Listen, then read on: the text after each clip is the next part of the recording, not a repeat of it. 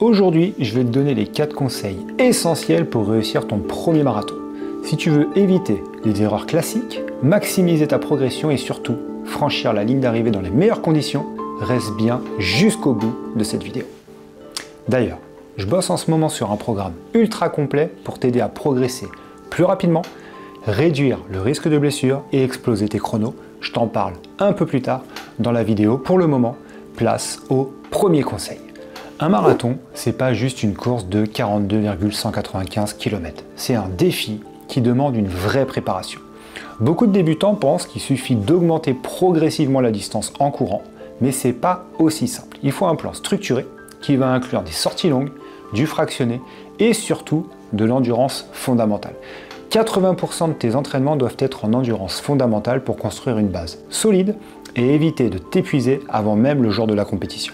Autre point crucial, l'adaptation progressive. Ton corps, il a besoin de temps pour encaisser la charge d'entraînement. Donc, augmente ton volume de course de 10% environ, maximum par semaine, et ne saute pas les semaines d'allègement. Tu peux respecter un cycle de 4 semaines, 3 semaines de montée en charge et 1 semaine allégée pour venir assimiler le travail des 3 semaines précédentes. Le but, c'est de créer une progression durable et d'éviter la surcharge qui va mener au surentraînement et aux blessures.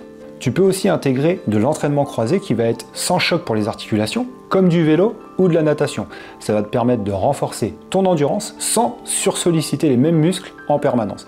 Ça te permet de préserver tes articulations, tes tendons et tes muscles, tout en augmentant ton volume d'entraînement en endurance. Être prêt physiquement, c'est la base. Mais si tu négliges le deuxième conseil, ta prépa, elle aura servi à rien.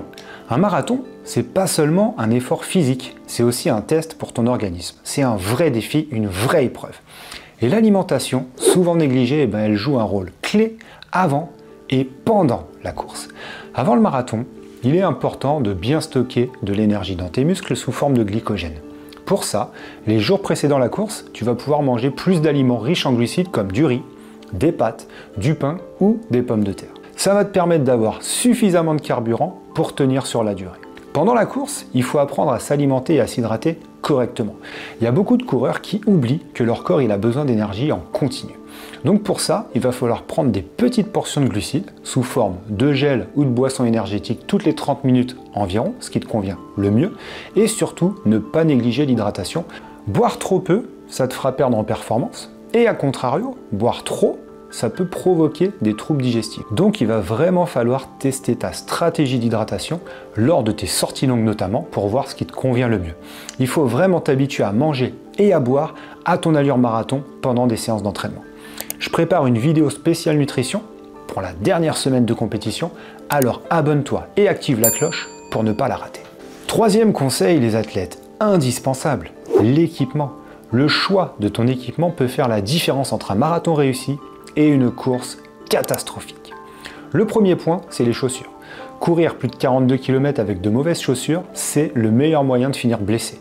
Pour ça, tu te fais conseiller dans un magasin spécialisé, tu choisis une paire adaptée à ta foulée et à ta morphologie. Tu les prends une demi-pointure au-dessus de ta pointure habituelle de chaussures de ville parce que tes pieds, pendant la course à pied, ils vont gonfler après quelques kilomètres. Autre élément important, les vêtements. On oublie s'il te plaît, le t-shirt en coton qui va t'irriter après 20 km et qui va peser 500 grammes de plus à cause de la transpiration. On opte pour des vêtements techniques respirants. Et surtout, on teste tout. On teste tout l'équipement à l'entraînement avant le jour de la course. Rien de pire que de découvrir que tes nouvelles chaussures te font des ampoules au 10e kilomètre, crois-moi. On ne teste rien le jour de la course. Et enfin, on pense à la météo. S'il fait froid, on prévoit des manchettes ou des gants fins que tu pourras facilement enlever pendant la course si besoin. Et s'il fait chaud, tu peux penser à une casquette et des lunettes de soleil pour protéger ta tête et pas voir ta température corporelle exploser. Ça y est, c'est le jour J. Et le marathon, c'est un jeu d'économie d'énergie. Beaucoup d'athlètes partent trop vite et explosent à mi-course. Ah punaise, je comprends pas ce qui s'est passé sur ce marathon là, je pars bien, je pars tranquille, au 10e board, je vois que je suis bien, je fais quoi? J'accélère. 15e, je suis encore bien, je fais quoi? J'accélère. Et au 21e, juste après le semi, patatras, plus rien dans les jambes, j'arrivais même plus à avancer. Fini le Jean-Jacques. Ah, je comprends rien. La dernière clé de cette vidéo, c'est de partir sur un rythme que tu peux tenir jusqu'à la fin. Un rythme que tu connais par cœur, que tu as travaillé à l'entraînement. ton allure marathon et pas celle du voisin, pas celle du copain, pas celle que tu as envie de tenir, mais celle que tu peux tenir. C'est différent, crois-moi. Idéalement, ton premier semi doit être plus lent que le deuxième. C'est ce qu'on appelle la stratégie du negative split. Ça va aussi dépendre du profil du parcours. Si la première partie est plus facile niveau dénivelé, niveau tracé que la seconde partie, et ben parfois on va courir le premier semi plus rapidement que le second. Ça dépend vraiment de la course que tu choisis. Si tu te sens bien au 30e kilomètre, là tu pourras accélérer. Par contre, si tu es déjà à bout, je peux te dire que les 12 derniers, ça va être un vrai calvaire. Respecte ton plan de course à la lettre. Un marathon, ça commence au 30e kilomètre, pas avant. Donc, tu gardes le rythme que tu avais prévu, tu t'alimentes avec des produits testés à l'entraînement et tu bois régulièrement en petite quantité pour ne pas surcharger ton estomac. Et maintenant que tu as franchi la ligne d'arrivée grâce à ces 4 conseils, c'est pas totalement terminé. La récupération, elle est tout aussi importante que l'entraînement si tu veux pouvoir retourner à l'entraînement sans problème et partir sur un prochain objectif. Donc, dans les jours qui suivent ton marathon, il va falloir continuer de bouger avec des footings très légers en endurance fondamentale, de la marche, du vélo, de la natation, des étirements très doux, des massages. L'objectif pendant les jours qui suivent un marathon, c'est d'éliminer un maximum de toxines et d'aider ton corps à récupérer plus vite. Ne néglige pas le sommeil et l'alimentation post-course. Mange des protéines, des bons glucides, pas un gros McDo, pour reconstituer tes réserves proprement et réparer tes muscles. Parce que 42 000 pas, voire plus, ça ruine les quadriceps. Allez, on résume rapidement.